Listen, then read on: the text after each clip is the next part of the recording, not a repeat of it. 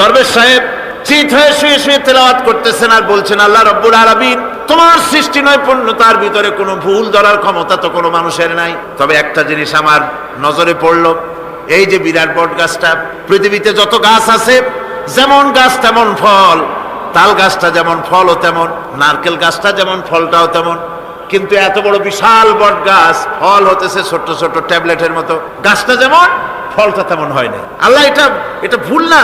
তুমি বলেছো যে দেখো কোনো ভুল টুল আছে নাকি? তো ভুল তো না, আমার চোখে এটা লাগলো, যেমন গাছ তেমন ফল হয় না। দরবেশ সাহেব চিত হয়ে শুয়ে শুয়ে তেলাওয়াত করছেন, মনের মধ্যে এই চিন্তা আসলো, গাছটা যেমন তেমন ফলটা হলো না। দরবেশ সাহেব বলেন, এই চিন্তা করতেছি, হঠাৎ করে একটা দমকা হাওয়া বয়ে গেল, ডালে ডালে বাড়ি লেগে গেল, একটা আধা পাকা বটের ফল অনেক উপর থেকে বৃন্তচ্যুত হয়ে চট করে এসে আমার নাকের উপরে ফট করে পড়লো।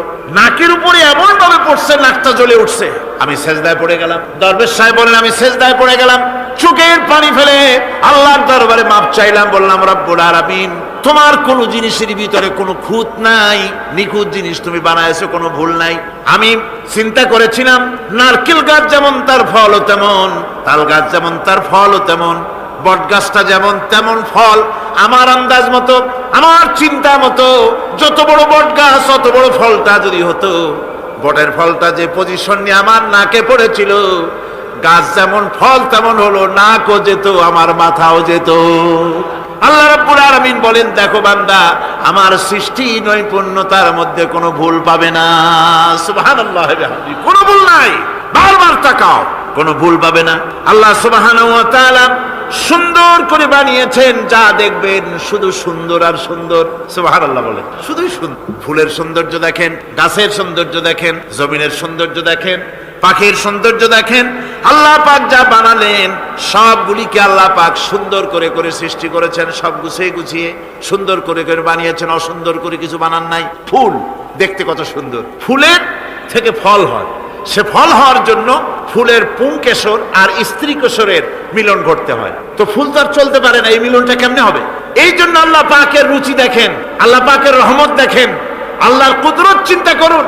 সুবহানাল্লাহি বিহামদিহি।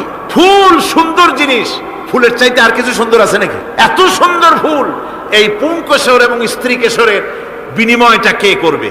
এইটা করার জন্য আল্লাহ পাক এই দায়িত্ব তেলা পোকাকে দেন নাই, দিছেন নাকি? আরশোলাকে দিছেন, সার পোকাকে দিছেন, উই পোকাকে দিছেন, তাতে ফুলের ইজ্জত নষ্ট হবে। ফুল যেমন সুন্দর, আল্লাহর রুচি, আল্লাহ রাব্বুল আলামিনের সৌন্দর্য বোধ কত বিরাট, কত মহান আল্লাহ পাক। ফুল যেমন সুন্দর, ওই সুন্দর ফুলের উপরে তেলা পোকা পড়লে ফুলের সৌন্দর্য নষ্ট হবে। এই জন্য আল্লাহ পাক ফুল যেমন সুন্দর, ওই পুংকেশর আর স্ত্রী কেশরের মিলন ঘটাবার জন্য রব্বুল আলামিন সুন্দর প্রজাপতির ব্যবস্থা করেছেন। ফুল যেমন সুন্দর, প্রজাপতিও সুন্দর। প্রজাপতির ডানায় কোন শিল্পী কোন তুলি দিয়ে এত রং লাগালো! সুবহানাল্লাহ, সুবহানাল্লাহ, কি সুন্দর প্রজাপতি আল্লাহ তৈরি করলেন। আল্লাহ পাক বলছেন, এমনি সুন্দর করে বানালাম, মানুষ বানাইছি, সে মানুষের সৌন্দর্য দেখো। দুইটা চোখ দিলাম দেখার জন্য। চোখ কি জন্য? এখন এই চোখ দুটা যদি কুমিরের মতো আল্লাহ গোল বানাই দিতেন, চোখ গোল এরকম কুমিরের মতো, দেখতে বিশ্রী হতো। চোখ দুটোকে আল্লাহ টানা টানা করেছে, চোখের উপরে ভুরু লাগিয়েছে, তাতে আবার পশম দিয়েছে, চোখে পিসি দিয়েছে, চোখের ভিতরে মণিটা কালো করেছে, তার চতুর্দিকে সাদা অংশকে নীলাভ করেছেন যাতে কালোটা আরো ফুটে ওঠে। সুবহানাল্লাহ বিহামদি। কত সৌন্দর্য আল্লাহ রাব্বুল আলামিন মানুষকে দিয়েছেন। আল্লাহর রহমতের ওয়াজ সারা বছর করলেও তো ফুরাবে না, এত রহমত, এত দয়া আল্লাহ সুবহানাহু ওয়া তাআলা। মানুষ আল্লাহ কি সুন্দর করে বানালেন। একবার একজন দরবেশ সাহেব রাস্তা দিয়ে যাচ্ছেন, প্রতিমধ্যে তিনি দেখতে পেলেন নদী থেকে এক কলসি পানি নিয়ে এক যুবতী সুন্দরী মেয়ে রাস্তা বেয়ে যেতেছে। দরবেশ সাহেব দাঁড়ায় গেলেন আর ওই যুবতীর দিকে এক নজরে তাকায় আছেন, চোখে পলক দেয় না। এরপরে যুবতী থমকে দাঁড়ায় গেল।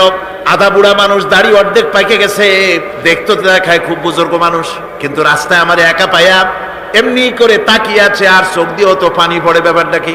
দরবেশ কাঁদে কেন? প্রতিমধ্যে আমাকে একা পেয়ে দরবেশ কাঁদে কেন, তাকিয়ে আছে কেন? মহিলার চিন্তা জাগলো। শেখ সাদী রহমতুল্লাহ আলাইহি ঘটনা লিখেছেন, বাংলা কবিতার অনুবাদ করেছেন। একদা সুখদায়ক প্রমোদাবদন দর্শন